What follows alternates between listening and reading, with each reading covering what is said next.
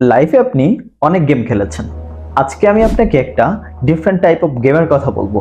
A game you never played in your entire life. গেমটা হচ্ছে সুখে থাকার গেম। কি অদ্ভুত শোনাচ্ছে? শুনতে অদ্ভুত হলেও এটাই হচ্ছে গেম। যেহেতু গেমটি হচ্ছে সুখে থাকার গেম, সো আমি আপনাকে অনুরোধ করব আপনার লাইফ থেকে আপনি কিছু জিনিস সরিয়ে এই গেমে অংশগ্রহণ করুন।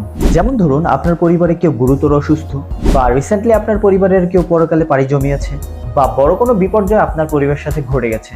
এই মুহূর্তে আপনি চাইলেও সুখে থাকতে পারবেন না। সো আমি ধরেই নিচ্ছি সৃষ্টিকর্তার রহমতে আপনি সকল বিপর্যয় থেকে মুক্ত। So let's start the game. আপনি যেদিন সুখে থাকবেন বলে সিদ্ধান্ত নিয়েছেন, তার পূর্বের রাতটা খুব গুরুত্বপূর্ণ। পৃথিবীর সকল কর্মব্যস্ততাকে বিদায় জানিয়ে রাত 10টায় এই সময়টাকে আপনি বেছে নেবেন, এবং রাত 10টার মধ্যে আপনি আপনার কাজ সেরে ঘুমানোর প্রিপারেশন নিয়ে নেবেন। রাতে ঘুমানোর আগে আপনি মন স্থির করবেন আগামীকাল ঠিক ভোর 5টায় আপনি ঘুম থেকে উঠবেন, অথবা আপনি আপনার ফোনে অ্যালার্মও দিয়ে রাখতে পারেন। ঘুম থেকে উঠে আমার পক্ষ থেকে আপনার জন্য কিছু কাজ থাকবে। চলুন কাজগুলো দেখে নেওয়া যাক। নাম্বার 1, ঘুম থেকে উঠেই আপনি এক গ্লাস পানি পান করবেন। নাম্বার 2, ফ্রেশ হয়ে আপনি সৃষ্টিকর্তার নিকট প্রার্থনা সেরে ফেলবেন। নাম্বার 3, এবার আপনি আপনার মনকে শান্ত করবেন।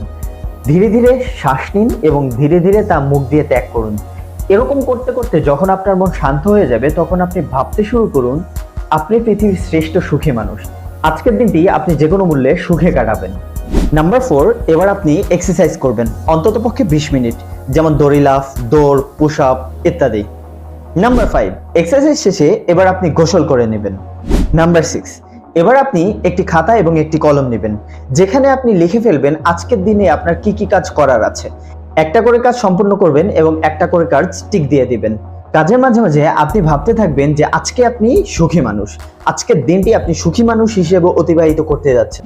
সম্পূর্ণ দিনটি অতিবাহিত হওয়ার পর ঠিক সন্ধ্যায় বা তারপরে আপনি আমাকে জানাতে পারেন আসলে আপনি সারাটা দিন কি অনুভূতি পেয়েছেন। যদি আপনি সুখের অনুভূতি পেয়ে থাকেন, তাহলে আপনি আজকে বিজয়ী। কংগ্রাচুলেশনস।